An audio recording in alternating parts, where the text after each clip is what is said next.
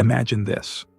You trust your car to a mechanic, unsuspecting, and he, driven by hatred, decides to do something terrible.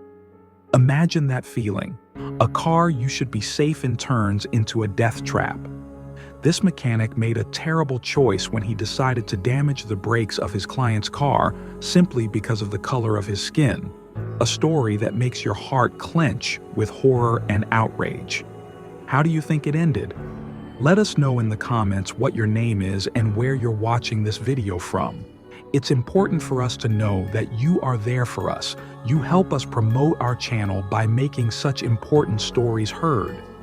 You are not just viewers, you are our friends, our strength, our inspiration. Your names in the comments help us feel your support, because each of you is really important to us. Thank you for being here. We appreciate each and every one of you, and with your support, stories like this won't go unnoticed. Enjoy the show. The city was slowly awakening from its night's rest as Eric started the car and drove toward the machine shop. It was an ordinary, unremarkable day. The soft morning sun scattered through the streets. People hurried to work, and the stillness in the air seemed to portend a peaceful morning. Eric drove without much expectation, having decided to stop by for a routine maintenance that should have been done long ago. His car had served him well, and regular checkups were just a matter of habit, a matter of safety. The seemingly small workshop in the working-class neighborhood of the city he had stopped by was crowded with cars. The place was unfamiliar to him. He'd come here on the recommendation of an acquaintance.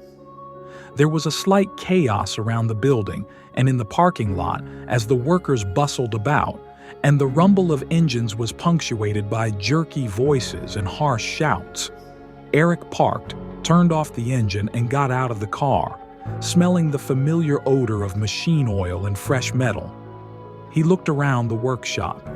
Inside, the atmosphere was one of routine work, mechanics in dirty, oil-stained overalls concentrating under the hoods of cars. At the entrance, he was immediately noticed by one of the employees, a short, stout man with sharp features and squinting eyes. Eric gave him a brief nod and walked calmly to the reception desk. The woman behind the counter was busy. She was mumbling something under her breath and didn't notice him right away. Eric waited patiently for her attention and smilingly announced his appointment for the morning checkup. But before he could finish, he felt a tense look on his face. He turned around again and noticed that the man at the entrance, the mechanic, was openly scrutinizing him. There was no friendliness or even interest in his gaze, more like something wary, cold, insistent, as if he'd already decided he didn't want Eric in this place. Eric felt the awkwardness building up. He couldn't explain what it was about the man that made him so wary, but he felt uncomfortable. He'd encountered that look many times before, judgmental, ominous, as if it were a hint that he was not welcome here. But he habitually suppressed the feeling. After signing the papers and arranging for the inspection, Eric stepped away from the counter and sat down on a bench in the corner of the shop, waiting for his car to be diagnosed. Several minutes passed. Eric followed the movements of the shop employees, noting their careless, rough manner with customers and with each other. After a while, the same mechanic who had scrutinized him so closely when he entered the shop walked toward his car. Eric noticed him leaning over the hood and mumbling something to his assistant. He couldn't make out the words, but his tone was irritated and dismissive. Eric frowned slightly as he watched the mechanic inspect his car. With every movement the man made, some vague uneasiness grew. The mechanic inspected the car slowly, carelessly, as if he didn't have much confidence in what he was doing. Every now and then he frowned, glancing at Eric, and then made a caustic comment to the assistant as if he meant for him to hear. After a while, Eric was invited to come over. The mechanic was standing by the car, and his disdainful gaze cut into Eric as he explained the problems he had found. His voice sounded surly, almost mocking, and there was an underlying threat between the lines. When Eric came closer, the mechanic didn't even make an attempt to greet him. Instead, he stood, leaning on the hood of the car, arms crossed, staring stonily at Eric. The man's gaze was cold and tenacious, like X-rays trying to get under his skin, searching for something unpleasant to pick up and use against him. Eric slowed his step, trying to read something behind that unfriendly gaze, but found nothing there but a distinctly unpleasant curiosity peeking through the half-closed eyelids. The feeling of uneasiness was becoming almost palpable. It was as if the very air around them had grown heavier and colder. Eric felt a slight uneasiness building inside for a second, but he tried to push it away, not allowing himself to give in to the discomfort. He was just a customer coming in for a standard service, and it seemed ridiculous for him to give any importance to someone else's hostility. "What do you want?" the mechanic said without greeting or introducing himself. His voice was harsh, lacking the courtesy expected when dealing with a customer. He seemed to be struggling to keep from physically pushing Eric away. Eric raised an eyebrow slightly, surprised by this behavior, but decided not to focus on it. After all, everyone could have a bad day. He tried to speak calmly and evenly. "Good morning. I was told I need to replace a few parts and have the brakes diagnosed." The mechanic snorted, looking him over from head to toe with a kind of disdain. A spark of judgment flashed in his gaze, and Eric sensed that the man had already formed a negative opinion of him beforehand, without even taking the trouble to recognize it. He couldn't quite put his finger on what had caused it, but the feeling of wariness mixed with slight fear was growing. Well, brakes then," the mechanic said carelessly, lowering his eyes back to the car and waving his words away as if dismissive. "Do you think all your brakes will be welcome here? There are a lot of people, a queue, but there's always room for you, right?" he added with a sarcastic grin, looking Eric straight in the eye. The mechanic's words sounded like they were about something else, hidden beneath the surface. Eric felt his muscles tense, but again he decided not to show his irritation and just nodded. "Thank you," he said calmly, trying not to be provocative. But it was as if the mechanic had been expecting a different reaction. He seemed uncomfortable that Eric showed no emotion. He seemed to want to prolong the moment of agonizing silence longer with each word, weaving something almost threatening into his gaze. Then, as if out of the blue, he turned sharply toward the car and opened the hood, throwing Eric a short, hard look. "Wait here. I'll see what's up with your precious automobile." His tone at those words was emphatically hostile. Eric took a step back without another word, watching as the mechanic began fiddling under the hood, occasionally casting wary, hostile glances at him. A few minutes passed, but the tension didn't subside. Eric felt that strange chill in his chest, a mixture of awkwardness and anxiety, growing with each passing second. He tried not to meet the mechanic's eyes, but he noticed the way the mechanic occasionally glanced at him as if testing his reactions. Finally, unable to stand this silent tension, Eric decided to elaborate. "Everything okay? Did you find anything?" The mechanic raised his head slowly, and his face contorted with something akin to mockery. He was slow to answer, as if stretching the pause to heighten the awkwardness of the moment. Finally, he spoke, adding a bitter note of disdain to each word. "It's not as simple as you think. Brakes are no joke. There are problems. Maybe you should have thought about it earlier instead of driving like this." Eric felt that the mechanic's words had an ulterior motive, as if he were deliberately trying to hurt him, to make him feel out of place. As if he were trying to convey that Eric was to blame for his own problems, as if his visit to the shop had been something inappropriate, wrong. Eric was a man of restraint, and used to keeping himself in check, but the apparent disregard and implicit threat in the mechanic's words made him uneasy. He realized that this visit to the machine shop might not be as easy as he had first thought. The mechanic, under the hood of the car, continued to fiddle with the parts, casting mocking and clearly derogatory glances at Eric. They were cold and indifferent, as if he were looking not at a person, but at an unnecessary object. Every moment his gestures became more and more abrupt, sometimes even rude, as if he were deliberately treating the machine in such a way that Eric would notice and feel it. It didn't take a minute for the mechanic to straighten up, wiping his hands on an oil-stained rag. He looked Eric over from head to toe with obvious contempt and gritted his teeth. "And you think that's the kind of car you should be driving, don't you?" he said, nodding meaningfully at the car, as if to suggest that it wasn't for the likes of Eric. Eric tried to ignore the comment, but each subsequent glance from the mechanic, each word he spoke, seemed increasingly rude and dismissive. The mechanic said in a deliberately loud and almost mocking tone, "I don't understand why people like you think they have the right to come in here and demand anything. Do you think I'm supposed to take care of you? Or do you think I should change the rules here for you?" The mechanic's words were as demeaning as they were aggressive.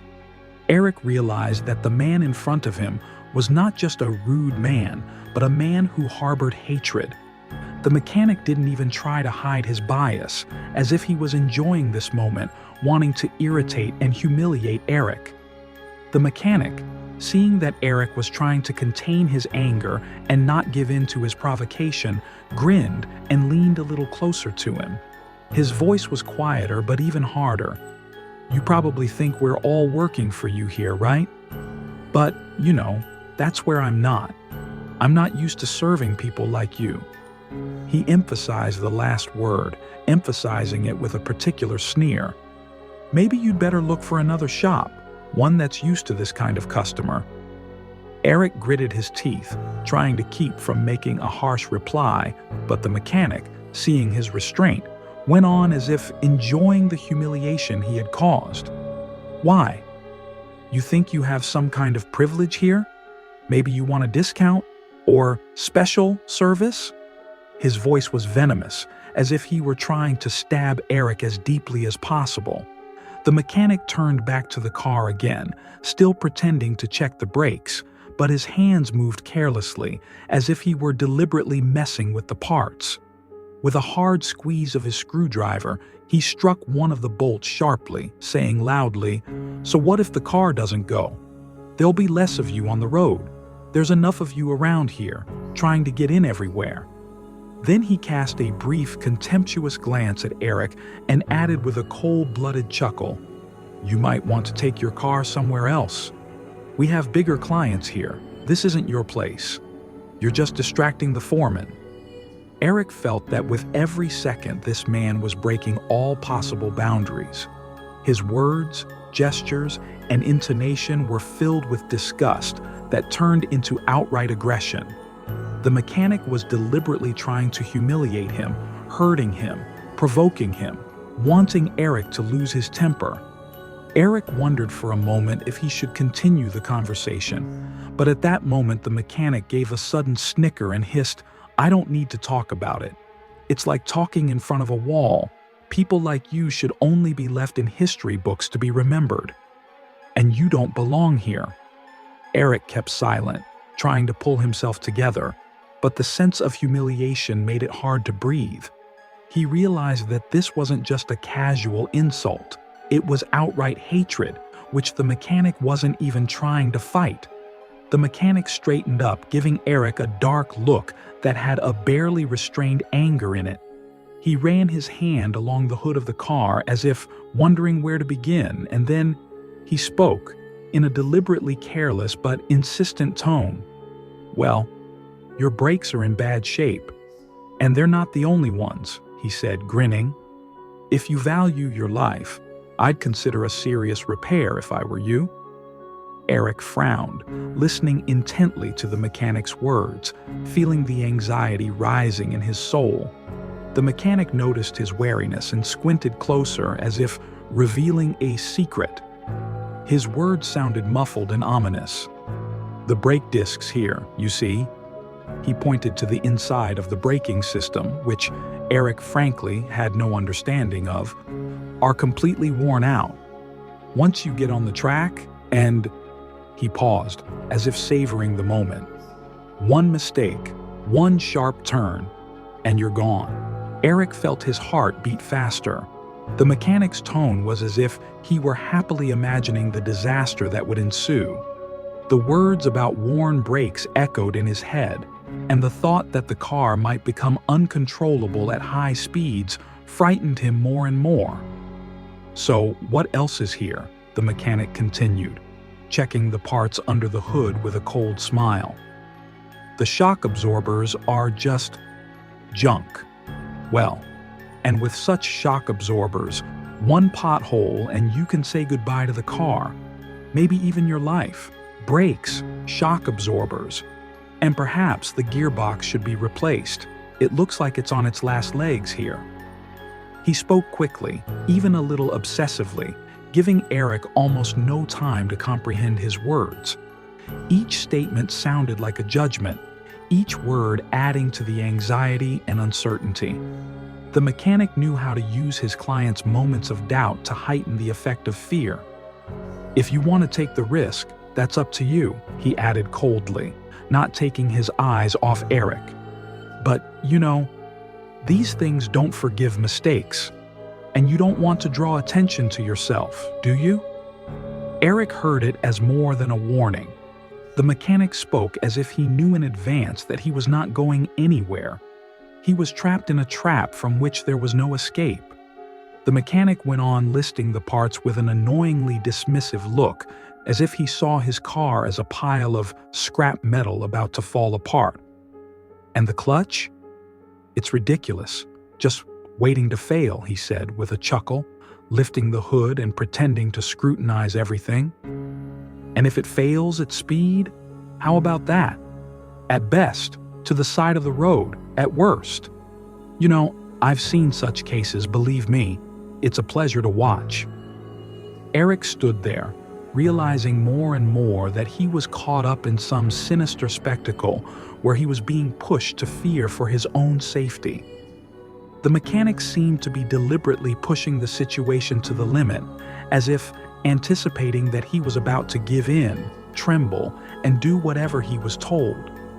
Eric cautiously asked what of the proposed repairs were really necessary. The question came out, he realized, in a slightly shaky voice. But the mechanic didn't hesitate to answer, and his face broke into a slow, almost predatory smile. "Honestly, everything," he said without thinking, looking into Eric's eyes. "If you want to live to see tomorrow, you'd better replace everything at once. The question is how much you value your life, or maybe you're used to taking risks. That's up to you, of course." He was clearly pushing Eric toward a desperate decision, making him feel helpless. The mechanic's words were blatantly manipulative, each phrase on the verge of intimidation. He chose his words not just to persuade, but to instill terror, as if to emphasize that Eric was at his mercy. Eric stood there, listening to the mechanic's words, his chest growing anxious, mixed with deep frustration and a sense of injustice. He had already realized that the mechanic had been surly from the beginning, but now, after all the insistent and intimidating words about necessary repairs, he sensed that there was something more going on here. The suspicion and wariness he'd had from the beginning of their interaction was beginning to turn into an anxiety that was literally clutching at his heart. Eric had long been accustomed to the biases he had encountered in his life as a black man. These were not just moments of awkwardness. They were situations in which people looked down on him, doubted his competence, suspected that he shouldn't be here. But he had learned to ignore that pain, not to take it personally. He knew that such experiences were part and parcel of his life, and he tried to restrain himself by not responding to provocations and hidden insults. But this mechanic, his attitude was different. His words and looks were not just dislike, but a clear desire to humiliate, to insult, to make Eric feel like an outsider in this place. When he said "people like you," when he looked at Eric with frank contempt, he realized that here he was looked at not just as a client, but as a problem, as a person who was out of place. Eric wondered for a second if he should continue this conversation, if he should trust this man's words at all. Anxiety thrummed in his chest, suggesting that it would be best to leave, to find another place where he would be treated with respect. But then a thought slipped into his mind. Was he really going to run away again, succumbing to prejudice? Why should he have to change his plans to please this man who had decided that Eric was not welcome here? With each passing moment, he felt two feelings struggling within him, a heightened suspicion and a stubborn determination to prove that he was worthy of being here, that his money and his needs were no less important than those of any other customer. He didn't want to give this mechanic power over him, didn't want to feel compelled to leave again, subject to the gross bias that surrounded him. Eric tried to suppress his inner doubts. He was sure he deserved proper service, and he had a right to be here like anyone else. But every time the mechanic threw him another dismissive glance or grinned darkly, Eric felt fear brewing inside him. What if this man wasn't just unfriendly, but dangerous? What if his disdain hid a willingness to do something truly cruel? Eric took a deep breath, trying to fight this internal struggle. He knew that there would always be people in the world ready to put him in his place, to remind him that this was not where he should be. But that place didn't matter, whether it was a restaurant, an office, or an automobile repair shop. He had to face it everywhere, and he was tired of walking away, giving in to pressure just because someone decided his presence was a mistake. After collecting his thoughts, Eric decided not to give in. He reminded himself inwardly that the fear and anger he felt were the result not of his own mistakes, but of other people's prejudices. And if he let this mechanic kick him out of the shop, he would be giving in to these stereotypes again and giving up his right to be a customer, his right to normal service. Taking a deep breath, Eric looked at the mechanic and said firmly, "All right, do whatever you need to do to be safe. Just be careful with my car." The mechanic glanced after Eric, barely concealing a contemptuous grin as he walked back to the reception area. There was something unkind in his eyes, a faint spark of malicious satisfaction. Eric had dared to stay, had shown firmness, but that was exactly what the mechanic had been waiting for. A cruel plan was already forming inside him, hidden behind the cold, careless look. He looked at the hood of the car as if it were not a car, but a means by which he could express his disgust and indignation. The mechanic walked resolutely to the work table, picked up the necessary tools, and, lowering his voice, sighed loudly, pretending that the work was difficult and the parts really needed attention. His co-workers were busy with other machines and didn't pay much attention to him. This was his chance, a chance to act in his own way, to carry out his sinister plan without attracting unnecessary eyes and ears. Under the hood, he quickly set about repairing, but his intentions were far from true repair or concern for the safety of the car. The mechanic was well aware that the brake system was the foundation of safety. One wrong move, the slightest damage, and the brakes would fail, especially at high speeds. It was this knowledge that he was going to use. He already knew what he had to do to make the brakes stop working when Eric got on the road. He carefully unscrewed the bolts that secured the brake hose, allowing the brake fluid to leak out a little at a time, only a few milliliters here and there, so that the leak wouldn't be immediately noticeable. It was enough to cause a gradual loss of pressure in the system that would make the car uncontrollable at the critical moment, but not immediately. But after a time, when Eric would be far away from the workshop, his hands moved with terrifying precision.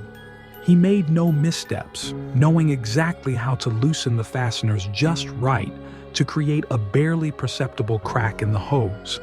Such a crack would survive a short run, but at high speed, it would lead to instant failure.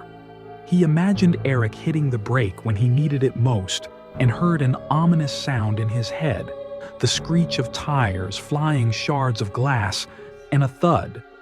The picture of the accident, created by his own hands, gave him a strange satisfaction. His plan was to make sure that after the repair, the car looked serviceable. No outward signs should raise suspicion. He even carefully wiped down the area where the manipulation took place, so that not a single spot of brake fluid would attract the customer's attention. Everything looked perfect on the outside, but there was a trap laid within the system, and he relished the thought that it wouldn't be so easy to spot. Even if something went wrong, the mechanic knew he could cite an old breakdown. After all, he had already told Eric about the serious problems. In his eyes, that would justify the consequences, whatever they might be. He didn't stop there. When he approached the wheels, the mechanic decided to loosen the fasteners on one side. Not so much that the wheel would fall off immediately, but just a little, so that they would loosen under load, especially at speed or when maneuvering. This also added to the risk. At any moment, the car could lose steering, and then even the slightest movement of the steering wheel would become a threat.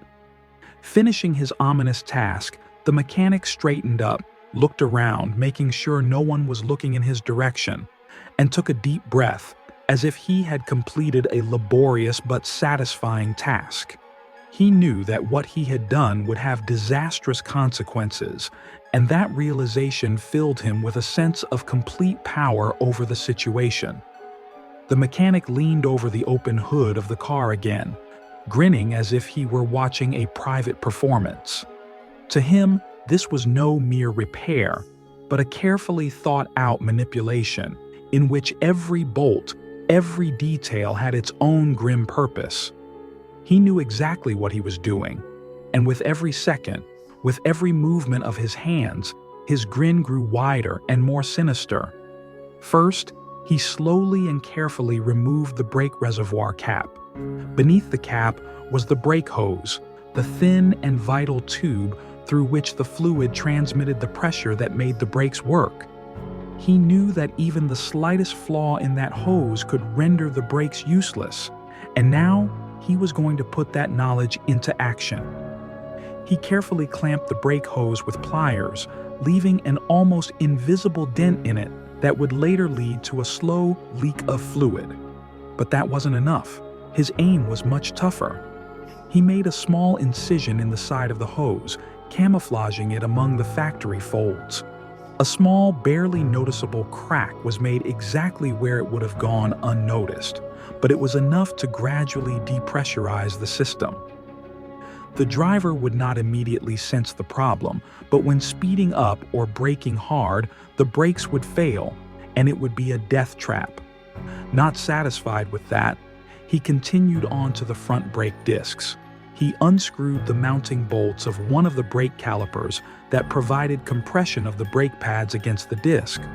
The caliper held weakly, barely noticeable, so it would stay in place for a while, but the slightest jolt or hard braking would cause the caliper to shift, causing sudden brake failure.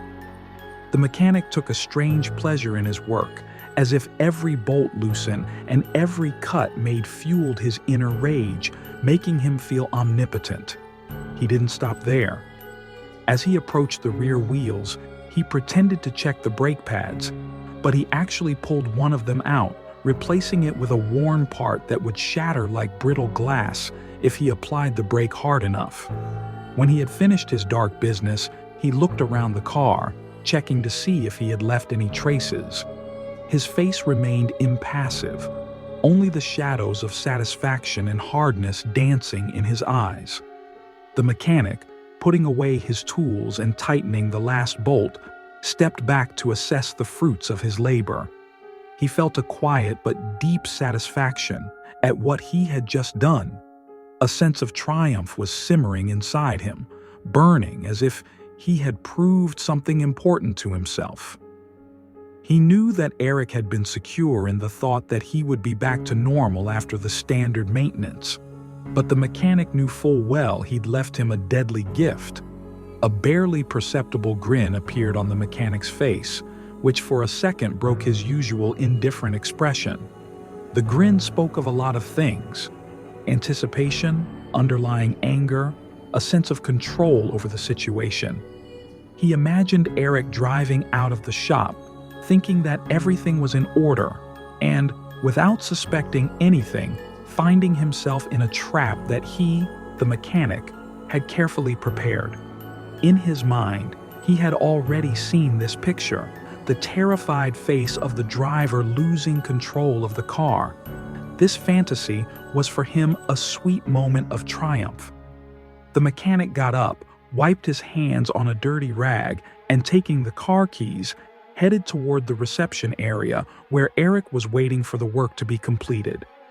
As he approached, he inwardly savored this moment, knowing that the customer had no idea of anything he was about to experience.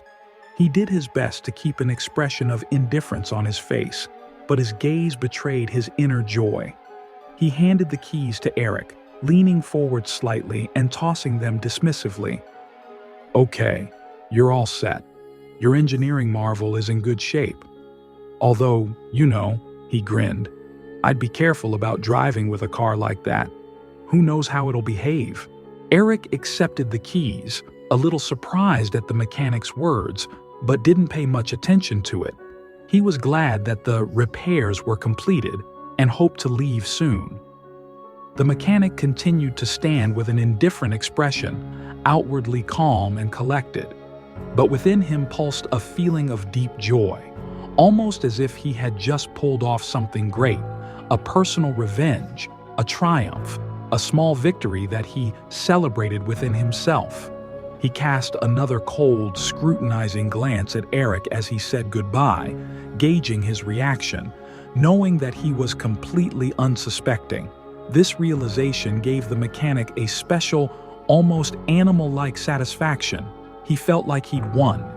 He'd left his mark, spewed his hatred, but he'd done it discreetly, without unnecessary words or open conflict. Eric pulled into the driveway, feeling slightly relieved that the maintenance was finally behind him. He tried to put the unpleasant interaction with the mechanic out of his mind, concentrating on the business of the day. The car moved smoothly along the asphalt, and for the first few minutes he felt only the familiar hum of the engine. But soon, something began to disturb him.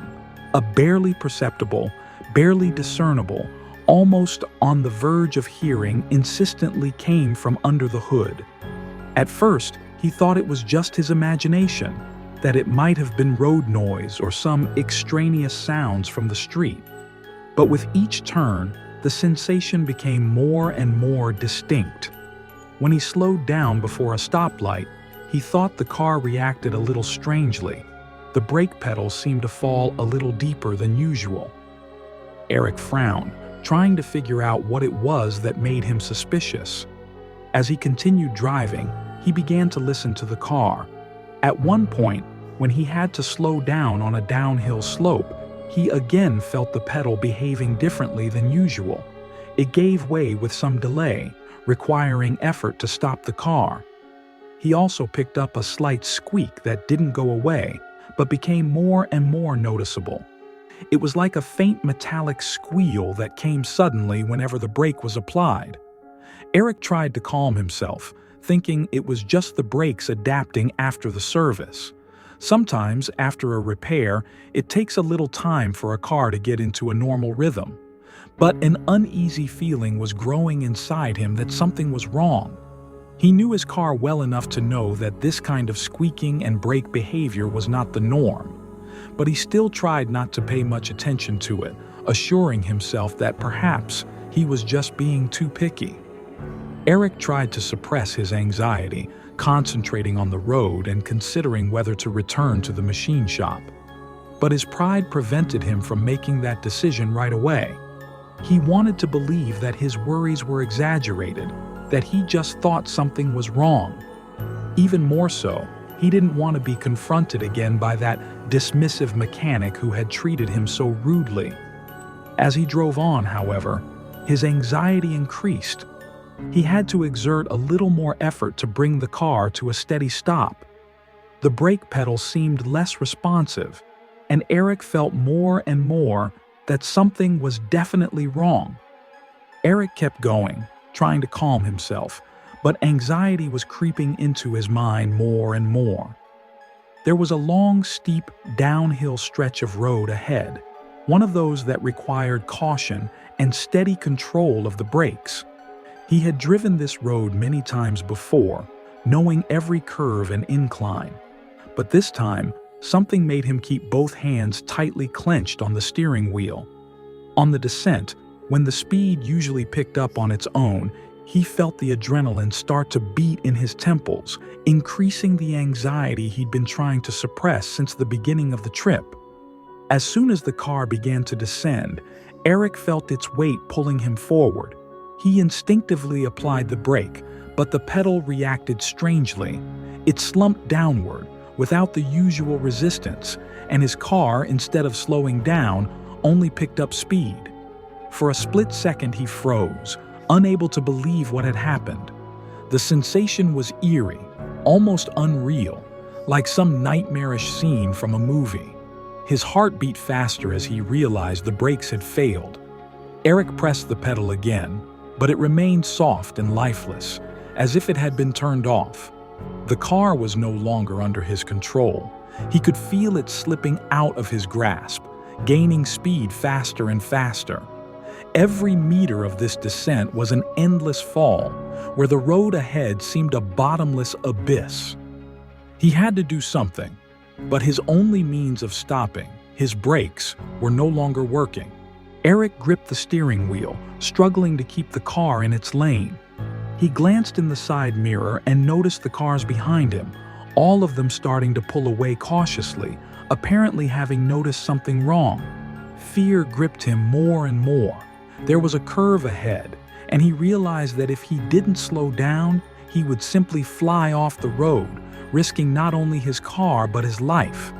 In an attempt to slow the car down, he shifted down sharply, hoping that the engine brake would reduce the speed. But it was in vain. The speed was too great, and the engine roared loudly, suggesting that it would not last much longer. The car continued onward, ignoring his efforts to slow down. With every second, every meter, his despair grew. He could feel his hands trembling on the steering wheel, and his heart was pounding so hard that it seemed ready to burst out of his chest. The turn ahead was approaching too fast, and he remained helpless, completely at the mercy of the speed that was taking him farther and farther away from salvation with every second. In a desperate attempt, he pressed the emergency signal, hoping to warn the drivers ahead that he had lost control of the car. But it wasn't enough. A sharp bend in the road was appearing just ahead, and Eric realized that there wasn't much time left. He felt cold sweat running down his forehead and a piercing fear like he'd never felt before. Eric clenched the steering wheel so hard his knuckles turned white, and he clung desperately to the seat, feeling the car hurtle down the slope, gaining speed with each passing moment. His heart was pounding frantically, adrenaline surging in his blood, and a fear the likes of which he had never experienced before gripped him whole. His mind frantically searched for a way out of this death trap, but every attempt to stop the car failed, leaving only despair. As he lightly pressed the brake pedal and felt it fail again without the slightest resistance, he realized that he would not be able to stop in the usual way. At that moment, Eric felt truly helpless, alone, trapped in an out-of-control car, hurtling at breakneck speed toward unknown danger. He knew that if he didn't take control of the situation, it could end in disaster. His life now depended on finding some way to slow this uncontrollable descent. His first impulse was to try to keep the car in the lane despite the speed. He gripped the steering wheel, trying to slow down just a little, alternating gears to downshifts to use the engine for braking. The engine made painful noises, but it had a small, almost intangible effect. The car slowed a little, but his control was still illusory, like he was trying to grasp the wind with his hands. Ahead was a curvy, winding road with a sharp turn. At this speed, any mistake could send him off the road, and there were trees and a slope ahead. Panic gripped him even more, but he tried desperately to stay focused, reminding himself that every moment was a chance to avoid tragedy. Scraps of thoughts flashed through his mind, mixed with fear and determination to fight for his life. Trying to minimize the risks, he examined the side curb. Its edge was narrow and dangerous, but in his position, even that could be salvation. He turned the steering wheel a little, trying to steer the car smoothly to the edge of the road so that he could pull to the curb. The wheels hit loose soil and the car bounced noticeably, but thankfully stayed on the road. Nevertheless, the friction with the ground slowed her speed a little, not much, but still. Eric glanced ahead and noticed a small area ahead, with a smoother road and sparse trees on the sides. He decided to take a chance. His last chance was either to drive onto the side of the road to use it for an emergency stop, or to steer the car sideways to avoid a sharp collision with a curve. In desperation, he twisted the steering wheel slightly, and the car shook for a moment, as if it were ready to roll over, but it held steady. Suddenly, he spotted a loose patch of soft ground ahead, and in a desperate attempt to stop the car, he swung the steering wheel toward it. The car skidded off the road, nearly flipping over, and dove into the loose sand, which swallowed it up with an eerie squeal, slowing it down considerably. Eric felt a tremendous jolt as the car came to an abrupt stop. He hit the steering wheel hard, and his eyes went black for a moment. Eric sat there, breathing hard, his heart pounding so hard that he could hear it beating in his temples like the thud of a drum. The car finally stopped, sinking into the soft soil of the curb, and the silence around him seemed deafening after the maddening roar and scraping. He couldn't believe it was over. His body was still shaking with adrenaline, as if the very realization of the miraculous rescue hadn't had time to catch up with the horror he'd experienced. As Eric looked around, he saw that the car was literally stuck in the sand. He realized that this particular patch of ground was his salvation. It was only because the wheels were deeply buried in the loose sand that the car was able to slow down and stop. He realized that if it hadn't been for this section, which happened to be in his path, everything could have ended tragically. The road at the bend went farther and farther down to the dense forest, where even a slight loss of control could have turned into a fatal accident. He gripped the steering wheel, unable to let go, realizing how close to tragedy everything was. Just now, he had been in a situation where every second could have been his last, and he had miraculously avoided disaster. He looked around once more. Not a single scratch, not a drop of blood. He was lucky to be unharmed, despite the terrible odds. Eric took a few deep breaths, trying to calm himself, but his mind kept returning to the moment. He couldn't believe that everything had gone so easily, that he had been saved by a lucky coincidence. The dirt roadside, the timely maneuver, the sparse trees. All this together had been his miracle, his salvation when he was about to give up. His gaze fell on the road ahead, going off into the distance. He realized that this incident was more than just an incident. It was a prepared trap into which he might have fallen had it not been for this unexpected rescue. Eric sat in the still car, gripping the steering wheel and breathing heavily as he began to realize what had happened. The adrenaline was receding, but it was replaced by another, even more oppressive emotion, a suspicion that was growing in strength. He went over everything that had happened in his head and tried to find an explanation. He'd had his car repaired before, but he'd never experienced anything like this. The mechanic's demeanor came to mind, his cold, dismissive looks, his sarcastic comments, and the phrase that people like you shouldn't drive here. At the time, it had seemed merely rude, but now all these little things added up to a single, ominous picture. Could he have set this up on purpose? The thoughts flashed like a spark, and with each passing second, more and more confirmation popped into his mind. Eric remembered the mechanic mentioning serious problems with the brakes, demanding immediate repairs, and talking him into replacing various parts. It had seemed like an aggressive salesman's tactic at the time, but now he realized it could have been different. This mechanic was deliberately pushing for replacements, hyping up the problem as if preparing him for something bad to happen to the brakes. The mechanic had seemed to know that the brakes would fail, but now Eric realized that it wasn't just a prediction. It was a planned trap. Anger began to fill him from the inside out. The moment he realized the possible cause of the breakage, a feeling of deep injustice overwhelmed him. He was certain that he had been the victim of not just rudeness, but deliberate sabotage. To think that someone could despise him so much that he had dared to put his life in danger. He realized that this wasn't just a random incident.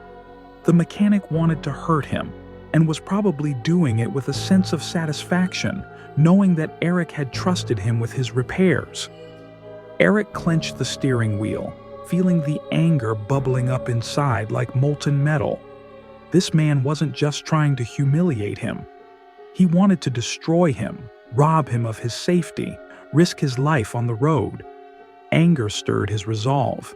He couldn't let this go unpunished. Eric walked back to the machine shop in a rage, feeling the anger and determination to find out the truth bubbling up inside him. The drive took only a few minutes, but every meter of the way was filled with thoughts of how the mechanic had deliberately put his life in danger. He didn't know what he would say, but he was sure he deserved an explanation. His eyes burned with the desire to get the truth and answers to all the agonizing questions that had arisen since the brakes had failed. As soon as Eric entered the workshop, the silence among the employees made him freeze for a moment. Some of the employees glanced at him, then quickly looked away as they went about their business, as if trying to avoid the slightest involvement in what was happening. It was obvious that they had noticed his determined and angry look, but no one dared to make a move toward him. A few seconds later, he saw the mechanic who was in charge of repairing his car. He stood at the far end of the shop, arms crossed, his expression impenetrable. Eric headed toward him, feeling his anger ripening with each step. Finally, he stopped in front of the mechanic, trying to keep his voice from shaking. "You said the brakes were fine," Eric began firmly, looking the mechanic straight in the eye. "But they failed just a few minutes after I left here. Does that seem normal to you?" The mechanic glanced lazily at Eric, contempt flickering in his gaze again. It was as if this conversation was boring to him, as if he didn't see anything important in the situation. He raised an eyebrow slightly and answered with blatant indifference. "It's an old car. Things happen. You knew it wasn't in the best condition. I warned you it needed serious repairs." Eric felt the mechanic's words fueling his rage with renewed vigor. He could see that the man wasn't going to admit his guilt or explain himself. Moreover, he was trying to make Eric look guilty for what had happened, insinuating that he had ignored his advice. Eric took a deep breath, trying to stay calm. "Don't make an idiot out of me," he said, his fists clenched in a restrained but firm manner.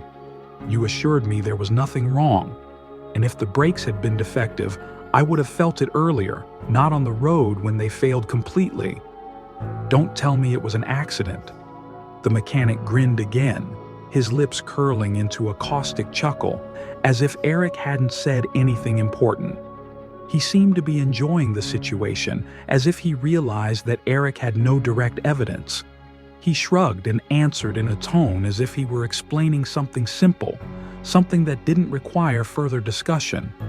"You knew the brakes were weak. We talked about it. Something went wrong on the road, not my problem. Maybe you weren't driving carefully. It happens, you know. I'm not the one to blame." Eric felt his patience running out. He was facing a man who had not only put his life in danger, but who refused to admit even partial guilt for what had happened. There was an insolent, even defiant disregard in his words, as if he thought he could shrug off any accusations.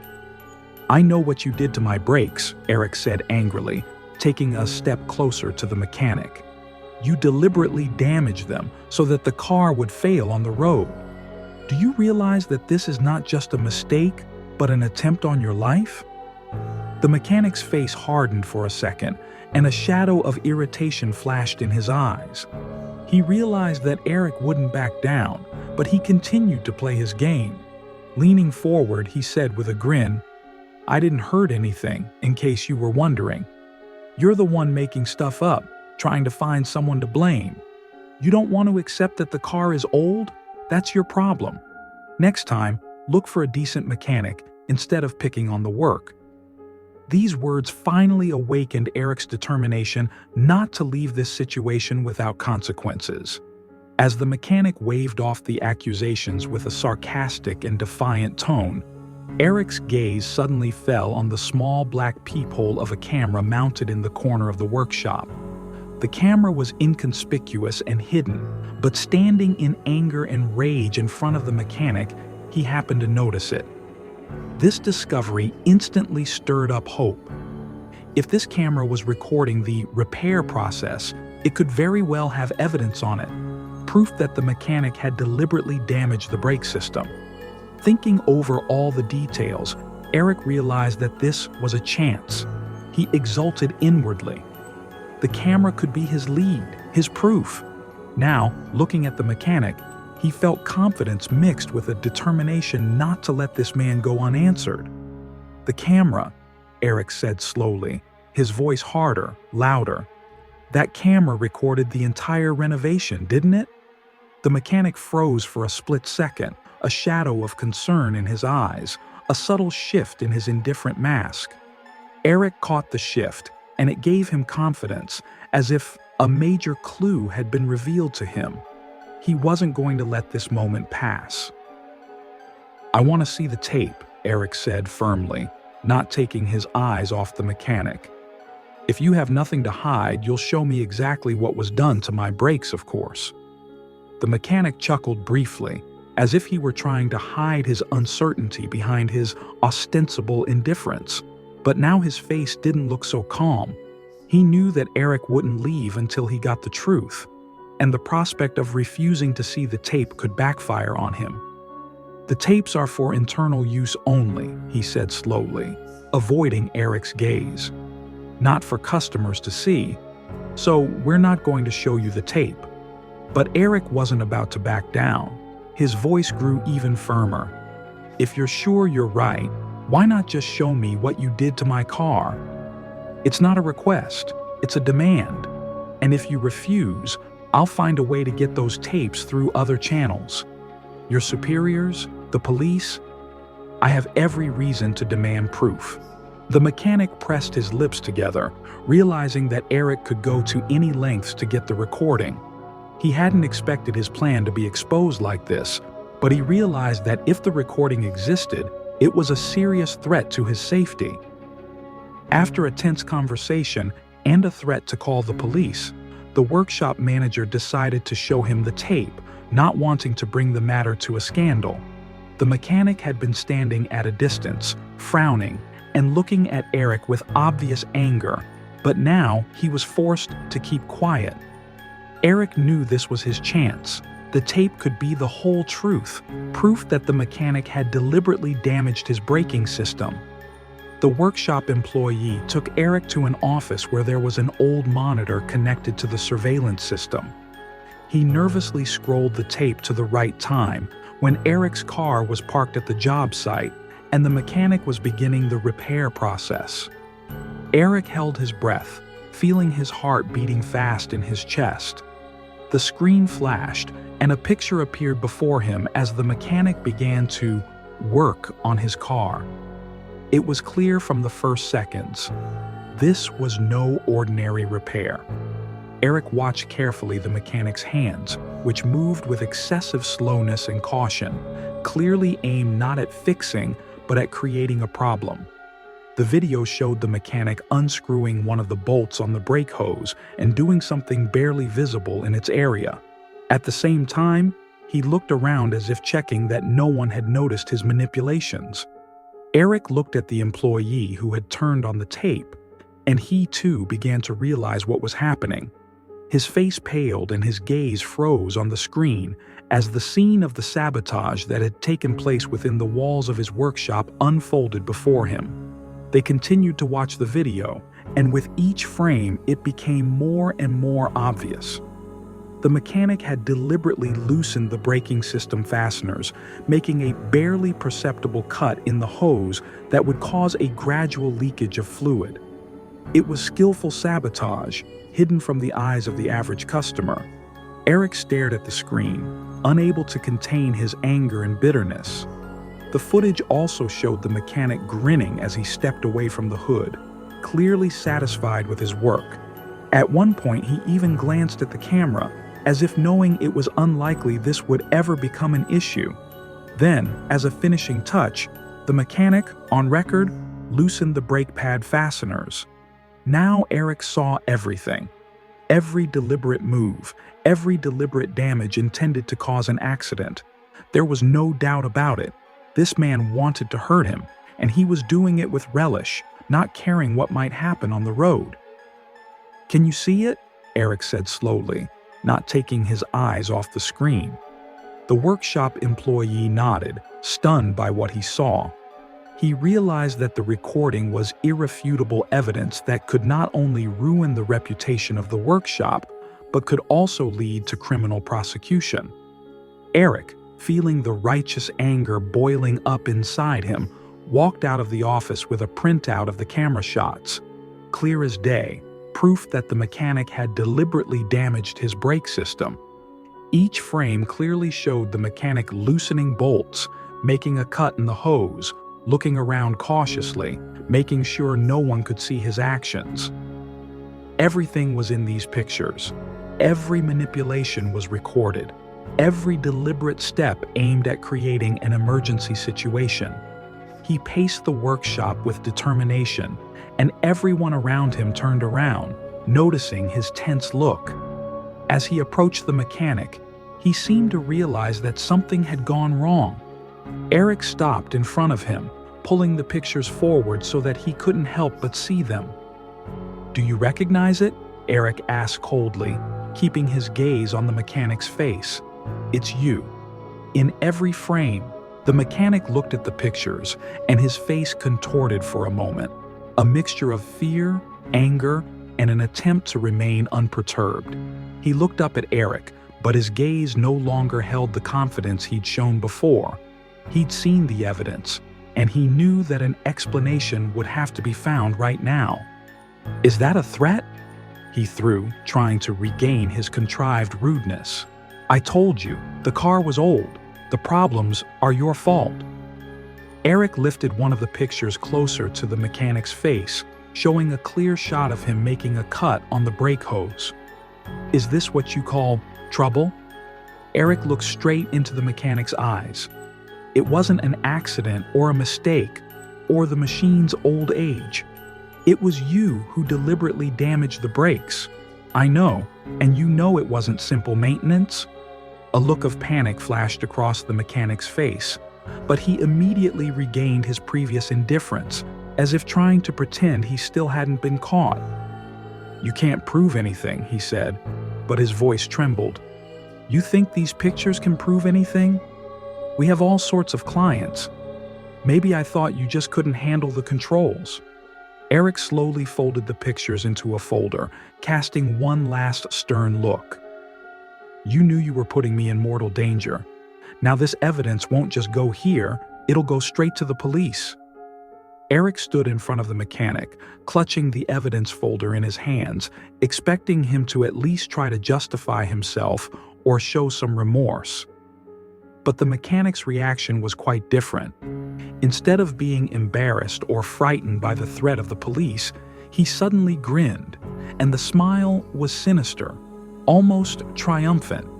It seemed that all the restrained hatred, all the latent resentment he had so carefully hidden, was now ready to burst forth. "So you're determined to get the truth?" the mechanic said mockingly, eyeing Eric from head to toe with undisguised contempt. "All right, fine. You want to hear the truth? I'll tell you the truth."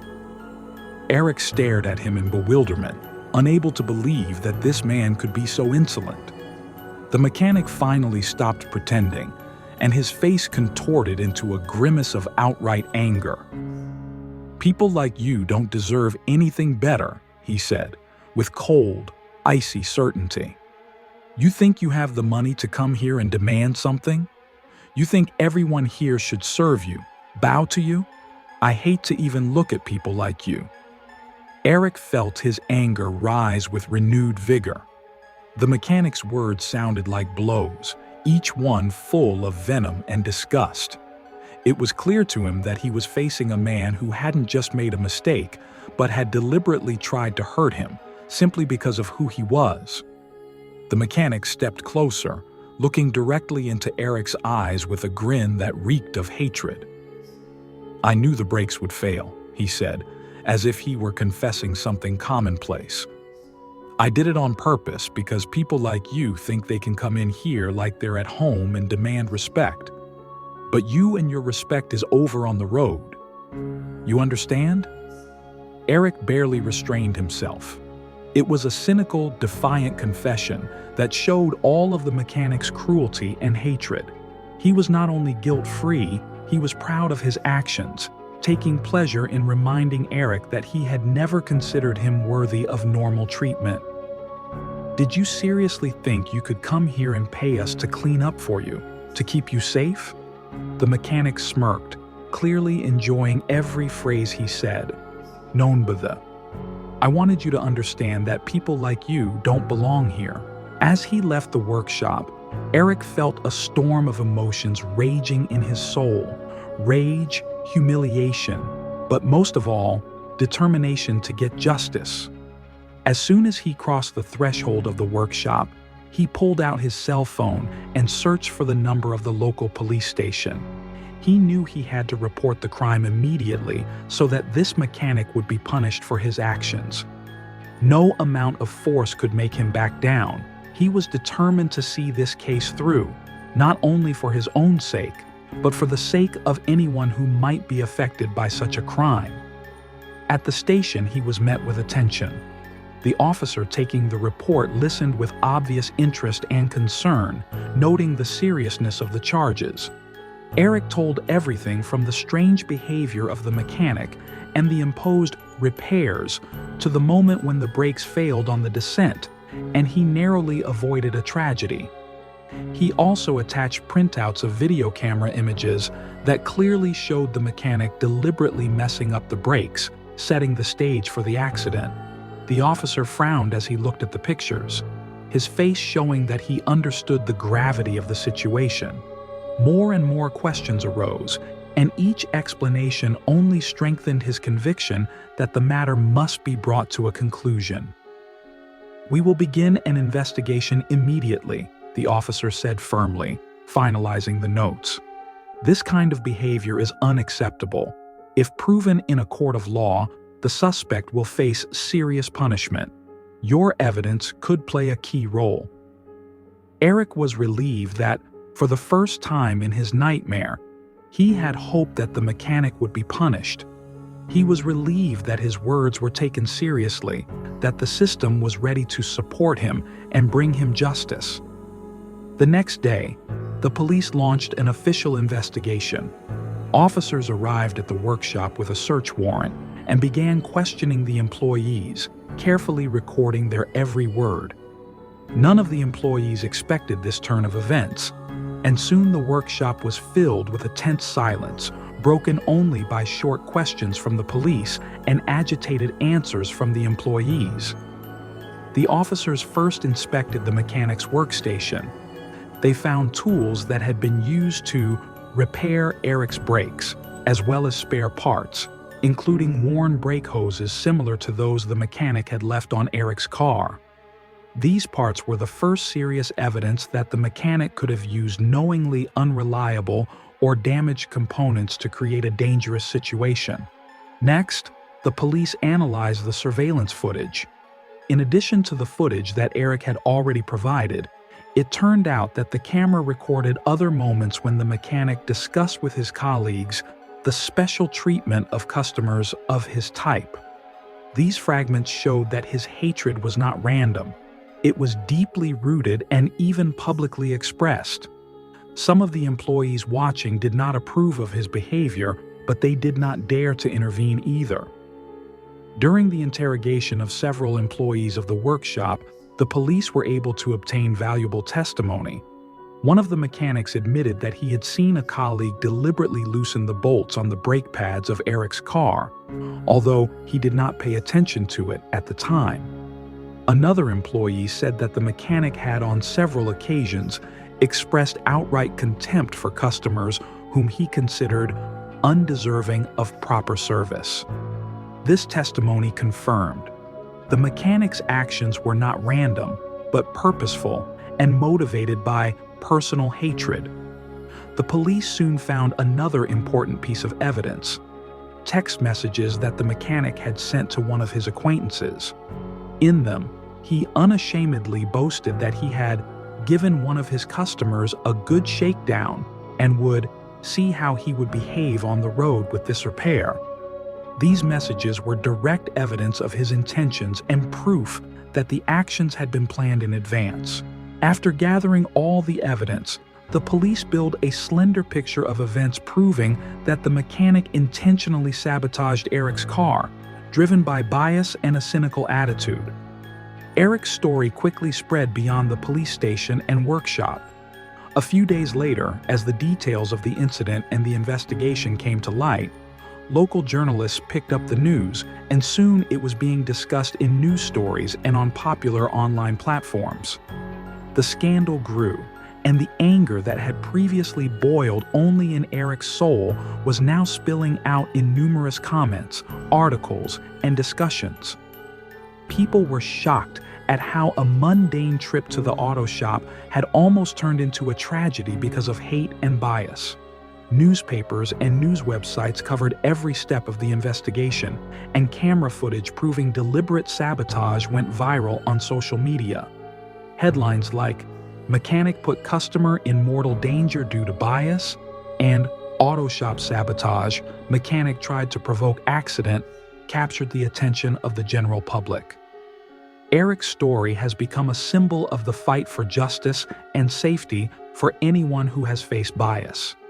The storm of public outrage was fueled by numerous comments in which people expressed support for Eric and demanded that the mechanic be held strictly accountable. Thousands of users shared their own stories, recalling instances of bias and injustice they had experienced.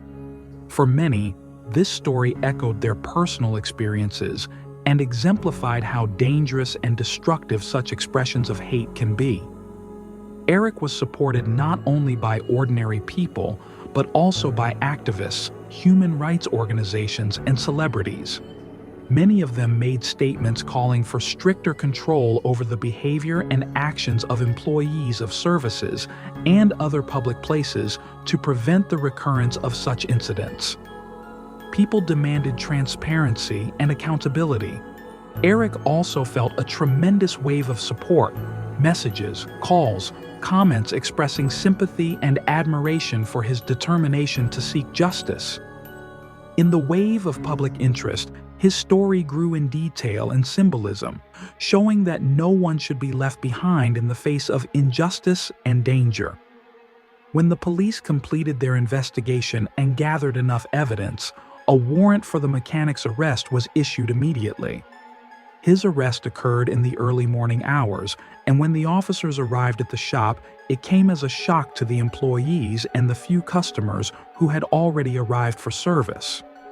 People froze as they watched the mechanic, who had recently seemed unshakably confident, being led out under a police escort. The mechanic was taken to the station and was soon formally charged. Intentional damage to a vehicle with intent to injure, attempted murder, and bias-motivated felony. At every step of the investigation, officers emphasized that his actions were not accidental or caused by negligence. It was a premeditated, hate-motivated crime intended to endanger the life of a customer. The trial began a few weeks later and immediately attracted media and public attention, bringing together journalists, human rights defenders, and representatives of civil society organizations in the courtroom. Everyone knew that this trial would be an exemplary case that could influence future jurisprudence on biased and dangerous actions in the professional sphere. During the hearing, the entire case file was read, including the surveillance footage, the mechanic's reports in which he taunted the customer, and the testimony of witnesses, co-workers, and employees who saw his aggressive behavior and dismissive attitude toward Eric. The judge, listening to this testimony, did not hide his disapproval and indignation, nor did those in the room. Particular attention was paid to a videotape that clearly showed a mechanic methodically loosening the brake hose fasteners, making the car dangerous to drive. This evidence was key. The moment the tape was shown in the courtroom, the tension in the room rose, and the faces of the jury, as well as most of the spectators, showed obvious outrage. The mechanic's attorneys tried to justify his actions by citing the alleged complex condition of the car's braking system. However, in light of the video and text evidence that clearly indicated his intent to harm Eric, this line of defense looked pathetic and unconvincing. When the judge announced that the trial would continue and a verdict would be reached after a thorough review of all the evidence, Eric knew that justice was just around the corner. The arrest of the mechanic and the start of the trial was the beginning of the long-awaited conclusion to a story that has galvanized the public and proved that abuse of power and bias should not go unpunished. At the trial, in addition to the video and textual evidence, the testimony of the mechanic's co-workers became particularly important. They became an important part of the proceedings, revealing deeper, longer-term manifestations of his bias and racist attitudes towards customers, especially those who did not conform to his notions of the norm. These employees worked side by side with the mechanic, and while many of them would have preferred to remain neutral, their testimony was crucial in confirming the defendant's motives and character. The first to speak was a young mechanic who had been working in the workshop for only a few months. He was nervous, but realizing the importance of his words, recounted his experience with the defendant. He recalled instances when the mechanic had openly expressed contempt for customers from certain backgrounds, making cynical and derogatory comments. He always said that those shouldn't be given proper service, the young mechanic admitted, avoiding a glance at the accused. I thought he was just grumbling, but then I noticed that he often fixed their cars wrong. I didn't know it would have such consequences, or I would have told him about it a long time ago. He was followed by a witness, the administrator of the workshop, who had worked with the defendant longer than anyone else and knew his habits and manners of communication. She said that she often heard his negative remarks and rude words to customers, but always tried not to interfere. He was very cynical, she admitted, and he liked to make fun of clients who didn't fit his standards.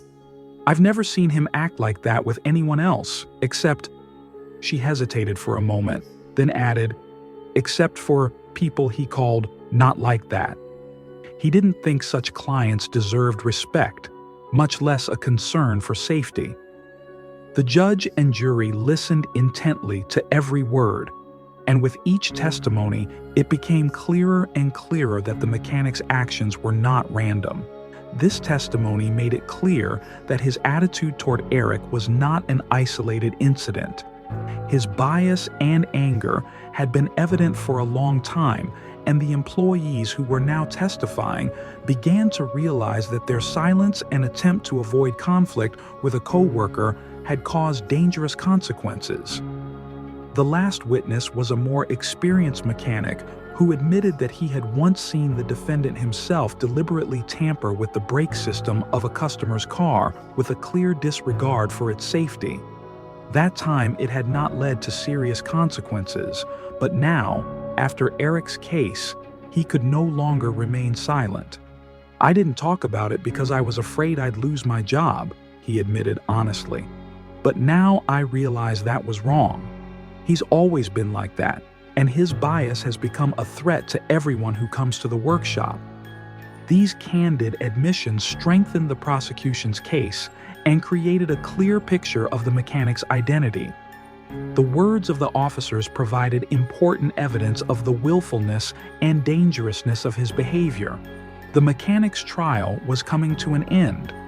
Over several weeks of hearings, the jury and judge had heard evidence, witness testimony, and seen videotapes that revealed the horrifying truth about the defendant's premeditated actions. Every piece of evidence, every witness account created a complete picture of his premeditation and bias that led to the crime. It became obvious to all that this was no accident or negligence. It was a deliberate, conscious attempt on his life, backed by hatred. On the last day of the trial, the hall was full. Reporters, spectators, human rights activists, and Eric's loved ones waited for the verdict, feeling that this case could become an important precedent. Eric sat among those present, his face expressing both tension and relief. He realized that justice was at hand and hoped that the verdict would become a symbol of the struggle against bias and injustice. When the judge entered the room and the jury returned to their seats, everyone froze. There was silence in the room. The judge announced the verdict. The mechanic was found guilty on all charges: intentional damage to a vehicle with intent to injure, attempted murder, and hate crime. His actions were classified as a felony because they posed a direct threat to human life. The defendant showed not just negligence, but a willful and cynical disregard for the life and safety of another human being, the judge said. His motives were based on hatred and bias, which makes this crime even more dangerous. Society cannot tolerate such actions. Safety and equality are rights that everyone must respect, and those who violate them must be punished with the punishment they deserve. The judge announced the punishment. The mechanic was sentenced to 15 years imprisonment with the right to parole only after serving at least 10 years. In addition, he was forbidden to work in the field of automobile maintenance and repair after his release. This sentence was evidence to everyone in the room that the justice system is prepared to respond to such crimes with the utmost severity. Eric felt the weight he had been carrying since the incident began to lift. He knew that the road he had traveled to justice had been difficult, but he had become an example to others. This sentence not only gave him back a sense of security, but was also an important step in the fight for fair treatment for everyone, regardless of their background or appearance. After the verdict was announced, reporters surrounded Eric and he briefly stated, "This case shows that no one has the right to jeopardize someone else's life because of their prejudiced views. I am grateful to the court for a fair decision and hope that this will be a lesson to all those who forget the value of life and respect." Eric knew his fight was over. Eric's story not only shook his city, but also spread far beyond its borders, becoming a symbol of the struggle for justice and a reminder that prejudice and hatred are unacceptable in any society. The events of this case highlighted how dangerous latent hostility and discrimination can be when they creep into everyday life and professional responsibilities. Many organizations and activists, inspired by Eric's courage, began to speak out about the importance of increasing accountability in service areas where people's safety must come first. The story sparked a wave of public discussion aimed at preventing similar incidents in the future. A number of the city's auto repair shops began holding regular trainings on ethics, customer respect, and safety standards, emphasizing the importance of equality and non-discrimination. Human rights organizations drew attention to Eric's case as an important precedent and prepared new initiatives aimed at preventing crimes motivated by bias and hatred. Schools and businesses began to introduce educational programs aimed at teaching the principles of tolerance and respect for every human being. Eric's story was a clear lesson that even the slightest manifestation of bias can have devastating consequences. People exposed to this story gained confidence that justice is possible and that no one should be humiliated or endangered because of their skin color, background, or any other difference. Eric's story gave them faith in justice and reminded them of the importance of citizenship. Equality and justice are rights that must be upheld. For society, this story was a warning that equality is not just a beautiful idea, but the foundation of security and respect, without which development and trust are impossible. People understood that condemning all manifestations of racism and discrimination is not just an obligation before the law, but a moral obligation for everyone. Eric's courage and perseverance inspired many, and his story has now been passed on as an example of how one crime can be a lesson to an entire community. Friends, this story is a powerful reminder of how important justice and respect are. We want to know what you think. What do you think about what happened? Have you ever experienced racism or bias? Share your stories and thoughts in the comments. They are very important to us. We appreciate each and every one of you, your support and participation. You are our strength, and together we make these stories heard. If you are interested and think it's important to make these stories heard louder, don't forget to subscribe to our channel, give us a like, and press the bell so you don't miss new episodes. We wish you a wonderful day.